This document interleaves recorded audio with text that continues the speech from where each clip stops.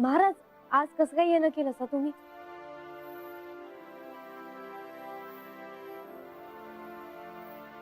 बानू, मला तुझ्याशी महत्वाचं बोलायचं होतं.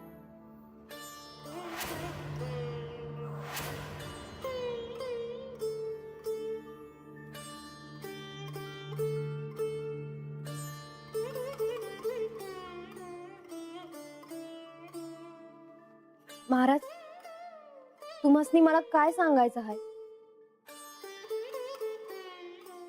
बानू, तू कधी कैलासाबद्दल ऐकलंस? कैलास? त्याच कैलासाबद्दल आज मी तुला सांगायला आलो आहे. बानू, तुला आठवतं, तुला एक स्त्री दिसली होती हिमाच्छादित प्रदेशात. तो हिमाच्छादित प्रदेश म्हणजेच कैलास. आणि एकदा तरी तू कैलासाचं दर्शन घ्यायला हवं. आणि कदाचित तुला ती स्त्री तिथे दिसेलही. आणि ती तुला का दिसते याचं उत्तरही तिथेच दडलं आहे. वय का महाराज? पर तत कसं जायचं आणि काय आहे तत? नारायण नारायण.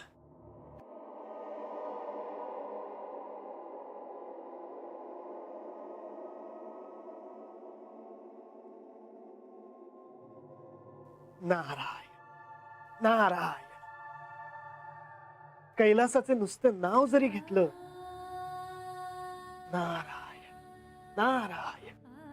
पण मला असं वाटलं की श्री खंडेरायांनी तुला कैलासाबद्दल सांगितलं असेल. कारण कैलास म्हणजे प्रत्यक्ष श्री महादेवांचं निवासस्थान. ते त्यांचं प्रतिरूप आहे.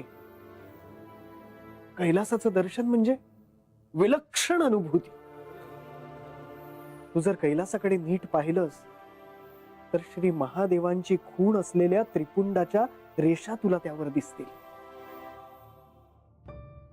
काय सांगताय काय महाराज? होय बाई,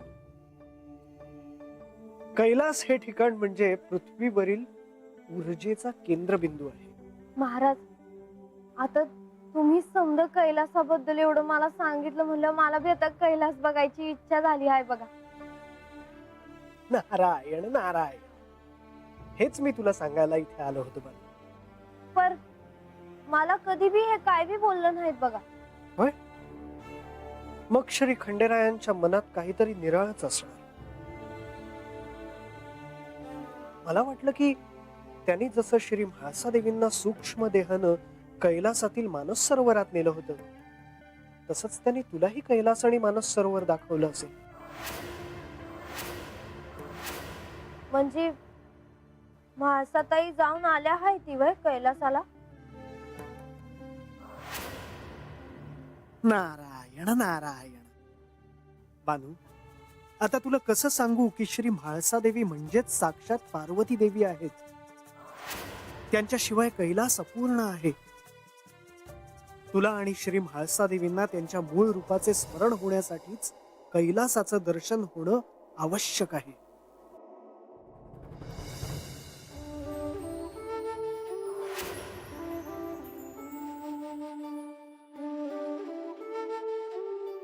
म्हाळसा, लक्ष्मी देवी थांबणार आहेत हे तू सांगितलं नाहीस मला.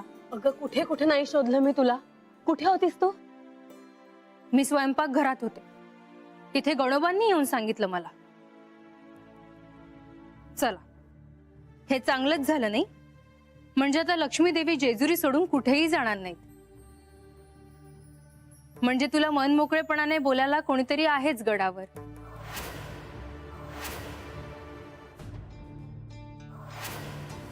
हे काय म्हणतेस तू लतिका? मी बोलतच नाही का तुझ्याशी? कर विचार आणि सांग मला. मला गडबडीत तुझ्याशी बोलता आलं नसेल, पण मला तुझ्याशी बोलायचंच नसतं असा याचा अर्थ नाही होत. आता तरी काही सांगणार आहेस का नाही?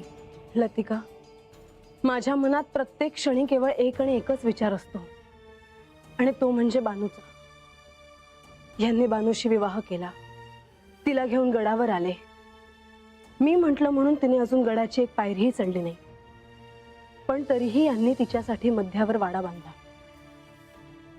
लतिका, माझ्यापासून हे दूर दूर जाताना दिसतात ग मला. म्हाळसा, तुला राग येईल, पण अक्का देखील हेच म्हणत होत्या. पण तू त्यांना शांत राहायला सांगितलंस. अक्का इथे असत्या ना, तर आज त्या बानूला नक्कीच त्यांनी योग्य ती शिकवण दिली असती. त्या बानूशी बोलून आल्यानंतर बानू जेजुरी सोडून जायला निघाली होती. देवांनी माघारी आणलं तिला. मी तुझी लहानपणापासूनची सखी आहे. तुला एकच सांगते, हे सगळं घडतंय त्याचा तुला खूप त्रास होतोय हे जाणवतंय मला. पण म्हाळसा, तू स्वतःहून ह्यावर काहीतरी मार्ग काढायला हवास. तू स्वतःहून ह्यावर देवांशी बोलायला हवं.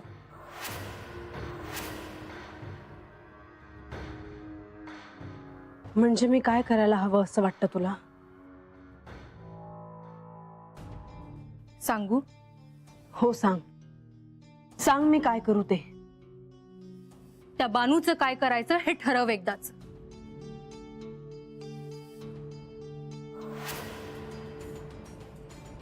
नारायण नारायण. होय बानू, श्री खंडेरायांनी श्री म्हाळसा देवींना कैलास मानसचं दर्शन घडवलं आहे. मानस सरोवरातील रम्य क्षणांची भेट श्री खंडेरायांनी श्री म्हाळसा देवींना दिली. मानस सरोवर? आता हे काय म्हणायचं अजून? कैलासाच्या जवळ असलेलं मानस सरोवर हे श्री महादेवांना अत्यंत प्रिय आहे. ते इतकं सुंदर, इतकं अद्भुत आहे की त्याचं वर्णन शब्दात करता येत नाही. बानू, तू बी जाऊन यायला हवं तर. वय ग महाराज, मला अजून सांगा ना त्या सरोवराचं. ब्राह्म मुहूर्तावर मानस सरोवरात असंख्य तारे जाताना दिसतात. ते सर्व म्हणजे देव, यक्ष, किन्नर, गण, ज्ञानाला प्राप्त झालेले गुरु, सद्गुरु आदी. ब्राह्म मुहूर्तावर त्या मानस सरोवरात ते सर्व स्नानासाठी जातात. पर ह्याला मानस सरोवर का म्हणतात? नारायण नारायण.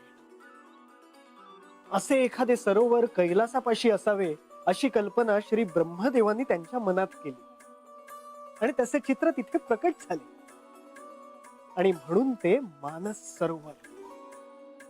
त्रिमूर्तींचे अनन्यसाधारण महत्व असलेले हे ठिकाण म्हणजे कैलास मानस. तिथल्या कणाकणाला दिव्यत्वाचा स्पर्श आहे. तिथल्या कोणत्याही पाषाणाकडे पाहिलं तर त्या ज्ञात अज्ञात देवी देवतांचे सुंदर आकार दिसतात. सुदर्शन चक्र दिसतात. तिथलं पाणी इतकं नितळ आहे की त्याच्या साध्या स्पर्शानही मनुष्य पवित्र होतो. पण हे पाणी मृत्यू लोकात वाहत जात नाही. ज्याचं पूर्वसंचित आहे त्याला तिथे जाण्याचा योग येतो. असं हे अनन्यसाधारण महत्व असलेलं कैलास मानस. महाराज, मला बी तिथं जायचं आहे. मी काय करू? तुझ्या मूळ रूपाचे स्मरण होण्यासाठी तुला हे सारं करावंच लागेल. सांगा जी, काय करावं म्या?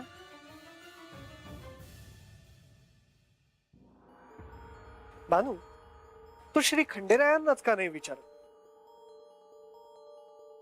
त्यांनी जर मनात आणलं तर ते क्षणार्धात तुला कैलास मानसचं दर्शन घडवू शकतात. वय खरंच? होय बानू. किंबहुना तुला त्याचं दर्शन व्हावं आणि तसं तू श्री खंडेरायांना सांगावंस हे सांगण्यासाठीच मी इथे आलो आहे. आणि तुझ्या अनेक प्रश्नांची उत्तरं त्यात दडली आहेत हे ध्यानात ठेव. योग्य वेळ आली की तुला कळेलच. पण त्याआधी तुझ्या मनातील कैलास मानस बघण्याची इच्छा पूर्ण व्हावी यासाठी तुला प्रयत्न करावे लागतील.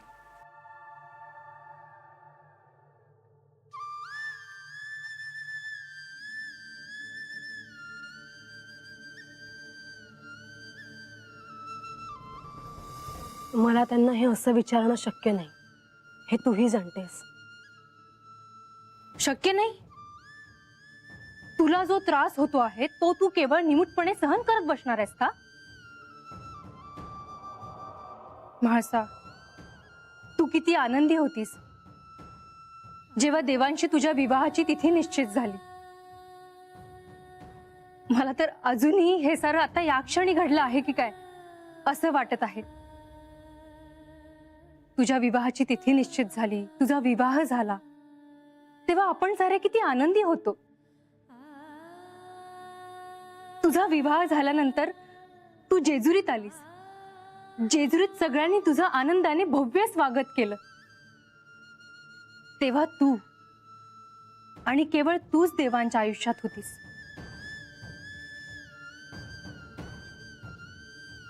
पण तसं नव्हतं. माझ्याशी विवाह झाला तेव्हाही ते भानूला भेटायला गेले होते. हो, तुझ्यापासून सगळं लपवलं गेलं. ती केवळ देवांची एक भक्तच आहे इतकंच तुला सांगण्यात आलं.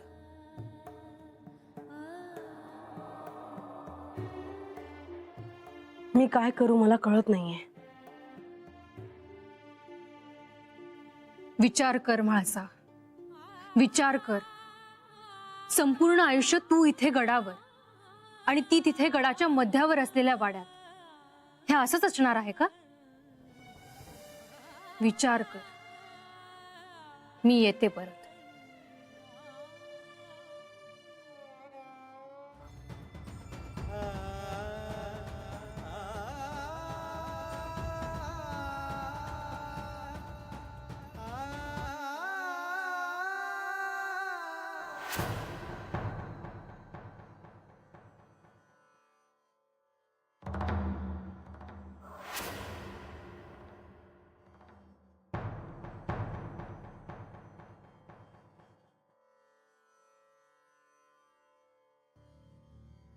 कुठे बाहेर चाललात? होय, कुठे?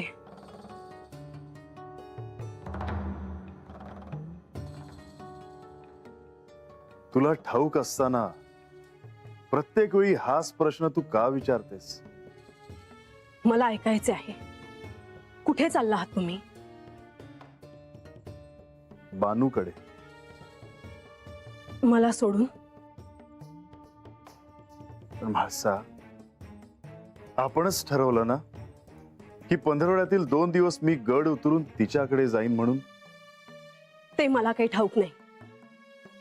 ते तुम्ही ठरवलंत. म्हाळसा, एरवी ती एकटीच असते. आणि मी? माझा एकटेपणा नाही दिसत तुम्हाला? सगळ्यांमध्ये वावरताना माझ्या आत काय सुरू आहे याची कुणालाही कल्पना नसते. ज्यांच्यावर मी एवढं प्रेम केलं त्यांना एका परस्त्रीकडे जाताना पाहणं एवढं सोपं नाही. माझ्या शरीरातला त्राणच जातो अशा वेळी. काय करू मी? कसं सोडवू मी आतून स्वतःला?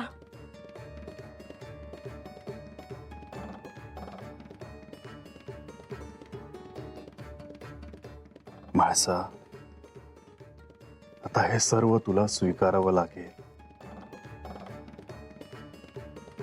मला ठाऊक आहे की हे दुःख सहन करणं अतिशय क्लेशकारक आहे.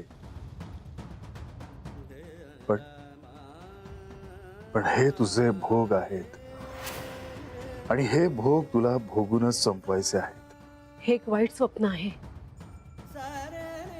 यातून मी कोणत्याही क्षणी बाहेर पडेन. सगळं पुन्हा पहिल्यासारखं होईल. आपण दोघे असू, आपला संसार असेल असं वाटतं मला. नाही म्हाळसा, हे स्वप्न नाही तर सत्य आहे. मी विभागलो गेलो आहे 2 स्त्रियांमध्ये. यात माझी इच्छा किती, तुझा आग्रह किती आणि परमनियती किती हे तुला पुढे येणारा काळच सांगेल. मग काय हे असंच सुरू राहणार आयुष्यभर? नाही, कधी ना कधी तरी ह्याचा सोक्ष मोक्ष लागेलच. म्हणजे काय होईल? तुझ्या माझ्या आयुष्यात बानू का आली हे तुला कळेल.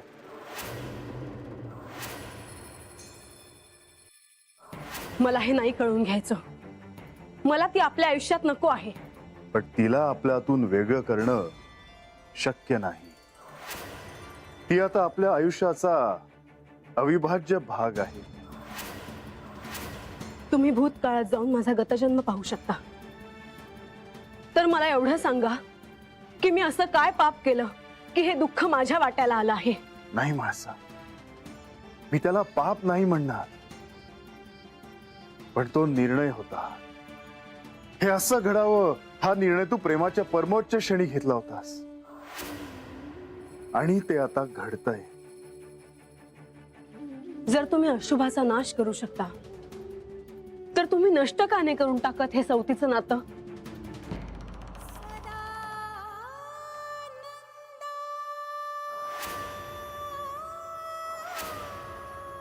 थांबा, नका जाऊ. म्हाळसा,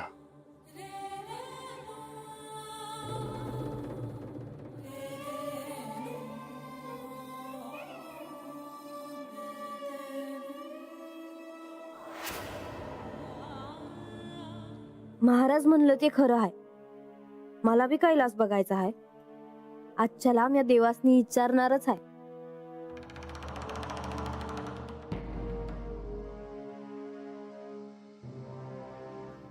बानू,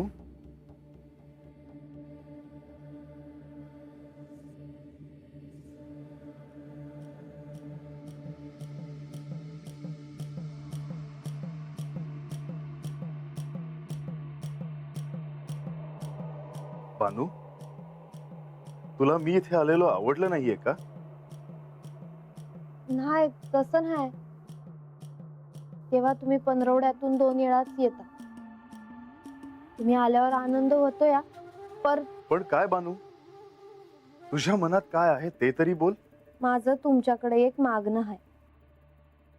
ते पुरं कराल? तुझं काय मागणं आहे ते तरी सांग. अगोदर तुम्ही मला सांगा, माझं मागणं पुरं कराल ना? अगोदर मला वचन द्या. बानू, मी तुला वचन देतो की मी तुझं मागणं पूर्ण करेन. सांग, काय आहे तुझ्या मनात? तेव्हा मला कैलास बघायचा आहे. कैलास? आणि ते मानस सरोवर बी बघायचं आहे. तुला कैलासाबद्दल काही ठाऊक आहे का? नाही, आणि म्हणून तर बघायचं आहे. आणि मला ठाव आहे का तुम्ही म्हाळसाताईसनी कैलास दाखवला आहे ते. पण बानू, तुला हे सारं कसं कळलं? मला महाराजांनी समजा सांगितलं आहे. मुनिवर, आता तुमच्या मनात ह्याचे काय प्रयोजन आहे? देवा सांगा जी, कधी जायचं कैलास बघायला? तू म्हणशील तेव्हा. कधी बी? म्हणजे लागलीच जाता येईल का हो? नाही ना ग. पण मग कसं जमायचं? लई लांब आहे म्हण कैलास. तुझी इच्छा असेल तर त्याचे दर्शन लगेच घडू शकेन मी तुला. होय का? आणि ते कसं? बानू, एक गोष्ट तुला कदाचित ठाऊक नसेल. हा जेजुरी गड म्हणजे प्रति कैलासच आहे. त्यामुळे जर मी तुला ह्या जेजुरी गडाचे दर्शन घडवले तर ह्याचा अर्थ तुला कैलासाचे दर्शन झाल्यासारखेच आहे, होय ना? पर देवा, म्हाळसाताई तर म्हणले आहेत का त्या मला गडावर कधी बी येऊ द्यायच्या नाहीत. आणि जिथं माझ्या बाला बोलणं ऐकावं लागलं तिथं म्या कधी बी यायची नाही. पर मला कैलास बघायचाच आहे.